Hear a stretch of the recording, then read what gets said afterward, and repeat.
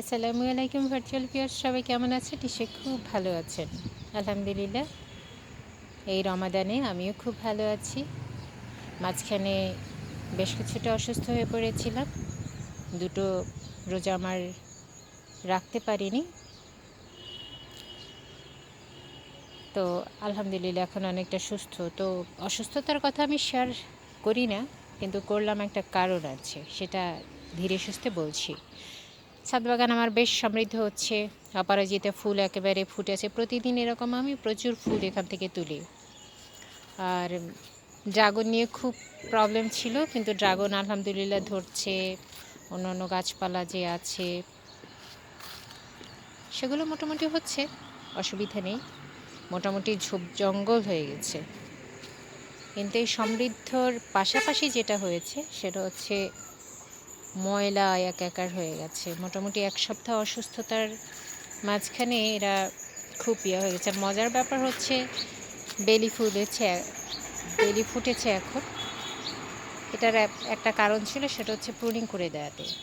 এই বেলি গাছ কিন্তু আমার এখানে এই 3 বছরে পড়লো, তৃতীয় বছরে আলহামদুলিল্লাহ ফুল আসতে শুরু করেছে। এতটা আর্লি আসার কথা না, যদিও এটা বর্ষাকালীন ফুল। তো আমি একটু ছাদের যে কি বাজে অবস্থা সেটা শেয়ার করার জন্যই মূলত ভিডিও করছি।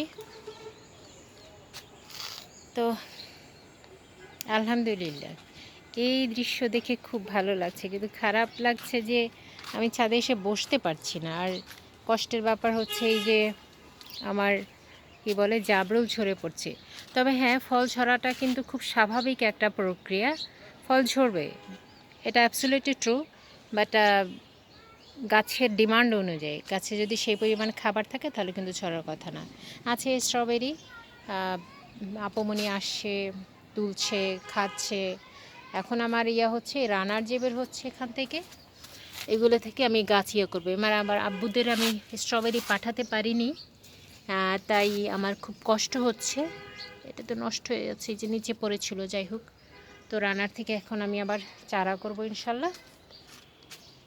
আর হচ্ছে মালবেরি, আজকে আমি প্রুনিং করে দেবো ভাবছি। এটাকে এত বড় রাখবো না, প্রুনিং করে দিলে ও হবে কি, আবার প্রচুর পরিমাণে ফল আসবে। ওর নতুন ব্রাঞ্চ বের হলেই ওখান থেকে ফল বের হয়।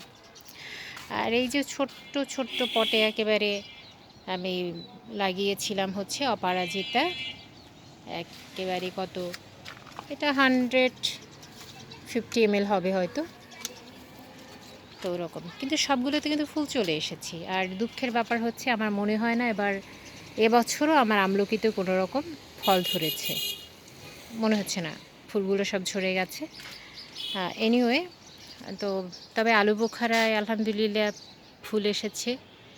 তো দেখা যাক আল্লাহ সুবহানাহু ওয়া তাআলা আমার জন্য কি বরাদ্দ রেখেছেন।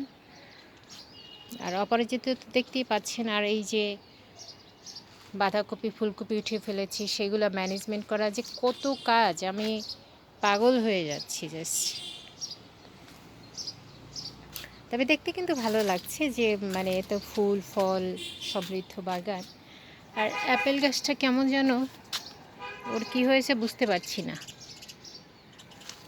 ফুল আসার কথা, গত বছর এসেছিল। ভোগেনভেলিয়া সে কিন্তু ফুলের একেবারে শেষ পর্যায়ে, কারণ বসন্ত সেলিব্রেট করা তার হয়ে গেছে। আর এদিকে আছে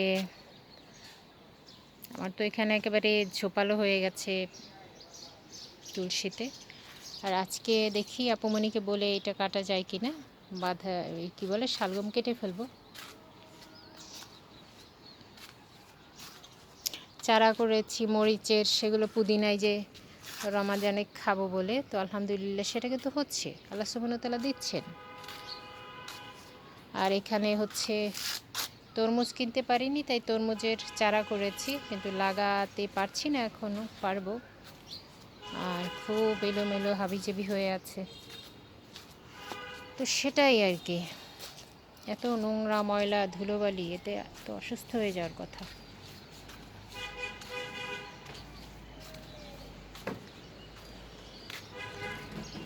তো এই মূলত এই যে ধুলাবালি ময়লা, এটা ক্লিন করার পর কত সুন্দর হয় সেটাই দেখাবো। তবে আলহামদুলিল্লাহ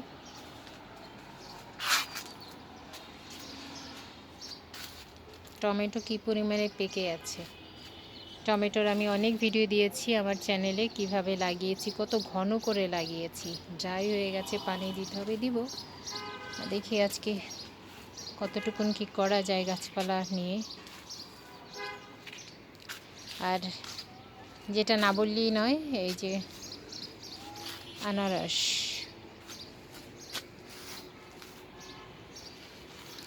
রোজা রেখে কাজ করাটা একটু ডিফিকাল্ট যদিও, কারণ হচ্ছে এখন অলমোস্ট আর কি বলে, কদবেল গাছে ফুল চলে এসেছে। আমি সামটাইমস খুব এলোমেলোভাবে দেখে, আসলে সব ওভাবে দেখানোটা একটু মুশকিল, টাইম বেশি লাগে।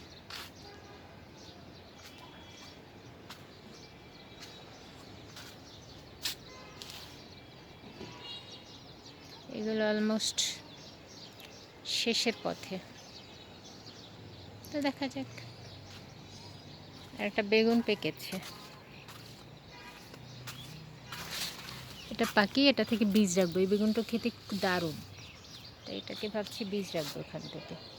তো এখন এটার আমার প্রুনিং করা হবে। প্রুনিংটা যদি আমি দেখাতে পারবো না,